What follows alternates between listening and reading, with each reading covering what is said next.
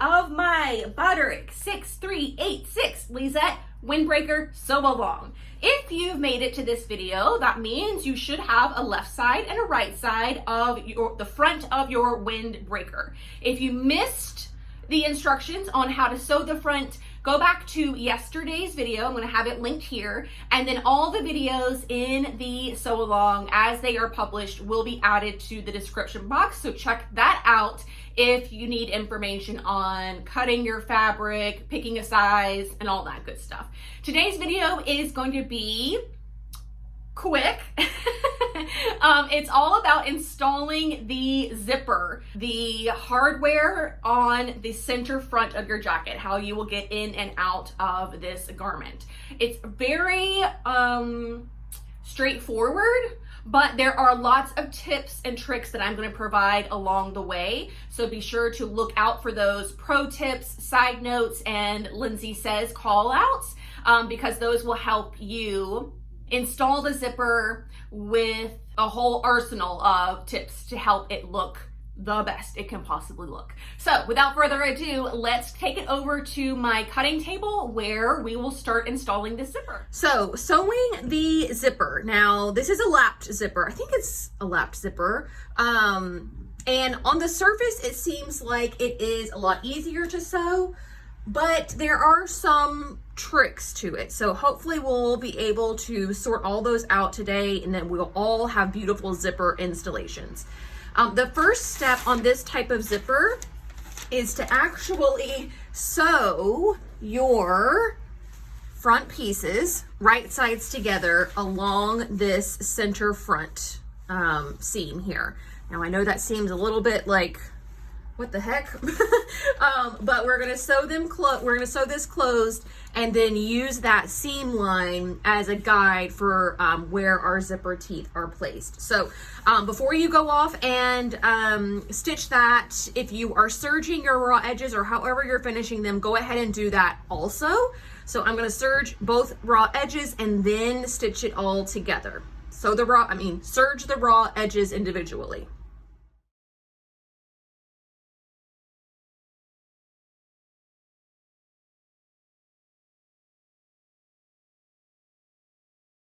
All right, so we've got our center front seams finished, and then we've also sewn basted the center front seam all the way top to bottom. This is what it looks like from the right side, right? And this is ideally what it's gonna look like when we have it all zipped up as well, where the two folds, the two seam allowances meet up perfectly and cover our zipper. Okay, so there is a little note in the instruction booklet about the length of your zipper and how to shorten it. So you cannot just chop off the bottom end of your zipper like you might in whenever you're using invisible zippers, because then you won't have your mechanism to zip it back up anymore. So that is a no. You have to shorten it from the top. I have a sports zipper, so my teeth are plastic. So I have these little pliers, I'll put a link in the description box, that were recommended to me just for this purpose. But basically you use the pliers to just cut away the teeth from the tape. So the irony is that I have a 24-inch zipper. That's what this is. And that's what they recommend for this jacket. But as you can see, it's still coming in a little bit too long. And if you try and ease this in like this, what will happen is your jacket, when you zip it up, will have all these waves going through it. So we're going to go through the process of removing some of these teeth. Okay, so here's the tool that I have. You might have this in your toolbox already. It has some kind of, it's not needle nose pliers, but it's some kind of like plier tool.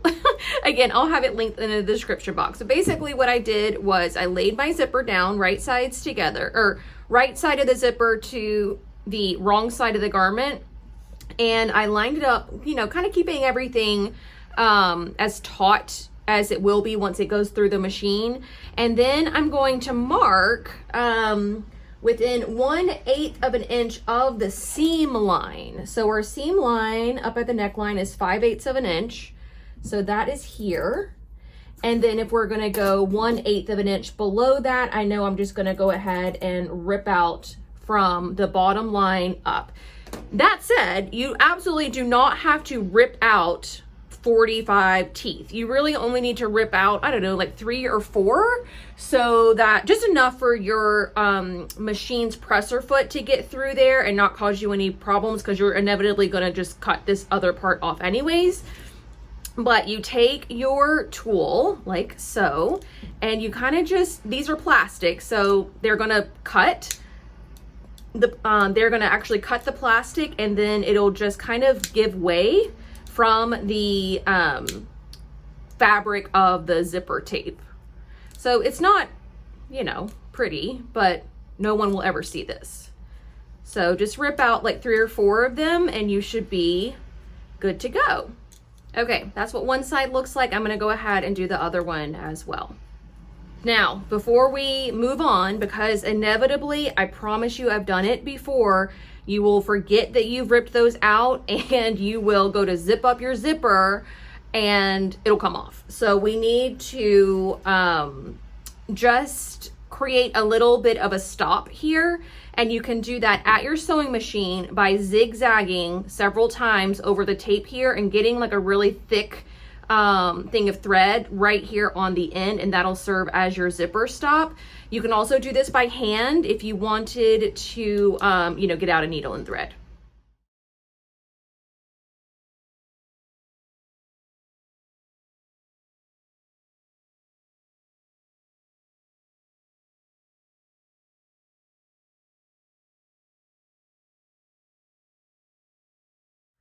All right, so now we are going to make some marks along our jacket and then also along our zipper, just so we make sure we are inserting it as evenly and flat as possible. So you can either do this by ruler, or you can just do a series of folds in your fabric to keep finding the center marks.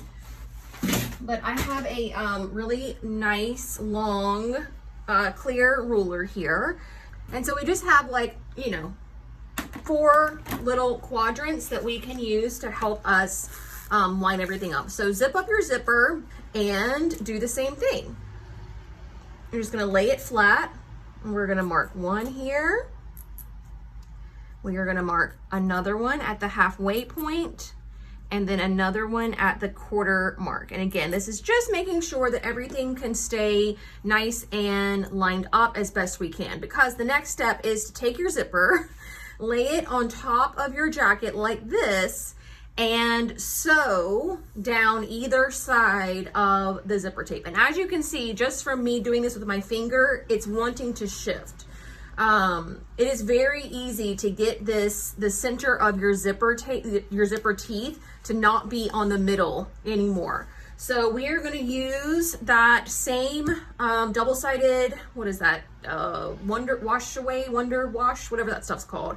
To get our zipper to be stationary. You can also tape across with like painter's tape. I've seen people do that before. So just use whatever you have on hand. We just want to get the zipper to stay put. So I'm going to use, quite a bit of this. I don't have to cover the whole length of it, but I do want it to be, a majority of it. And I'm going to place it close to the seam line.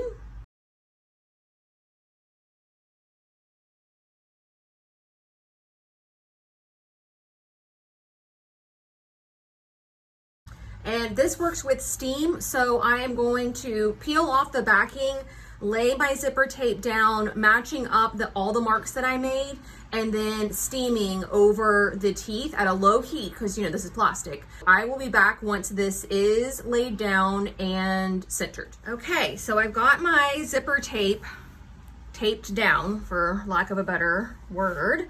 And so I'm going to go over to my sewing machine, and we are going to stitch this down through all the thicknesses. So our stitching is going to show on the front, which is good, because then the next step is to flip it over and top stitch on top of the stitching that you just made. Now, I don't love doing that, so I don't like ripping out basting stitches that are below regular stitches. It's just really hard to do. So what I'll do is I will baste closer to the edge of the foot, or edge of the tape, just to get it in place. And then whenever now that is anchored the zipper tape in, when I flip it over, I'll top stitch nice and close to the zipper teeth, which my zipper foot of my machine should be able to find nice and easily. Okay, so either way, we need to switch to a zipper foot, which I will do right now. And then I am going to lay this into my machine with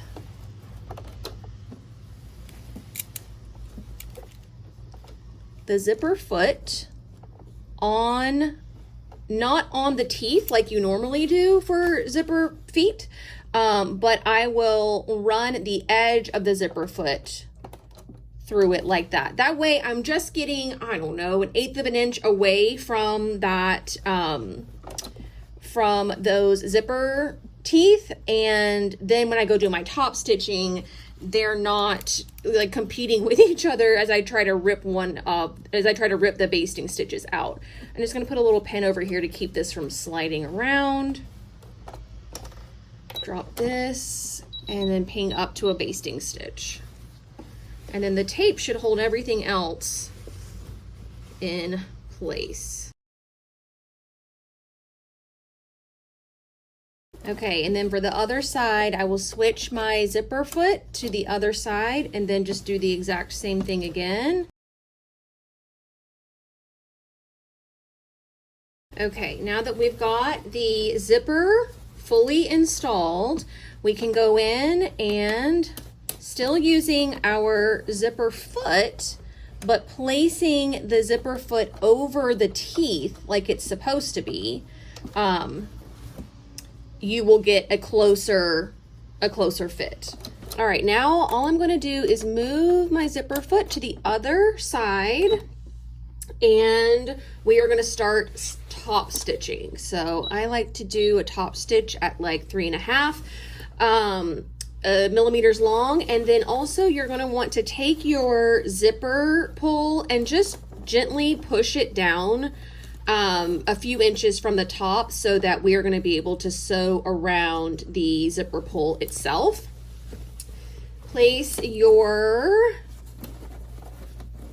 jacket underneath the presser foot, and you're going to have the little groove of the zipper foot actually on the teeth this time. So not on the side, but actually on the teeth.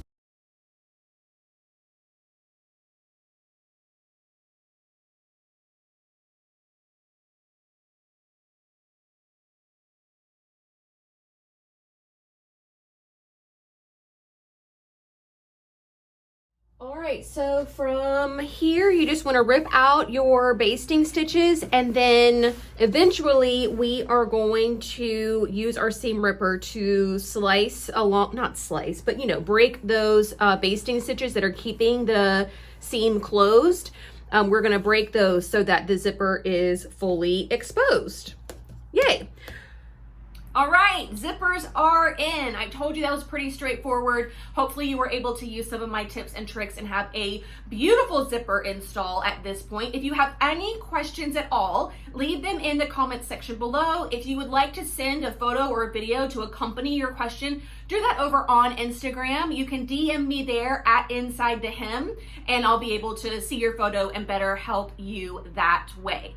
Tomorrow's video is going to be all about assembling the back of our pattern. So similar to constructing the front of the pattern, there are some tricky bits, but I promise you, if you survived the front, you can handle the back.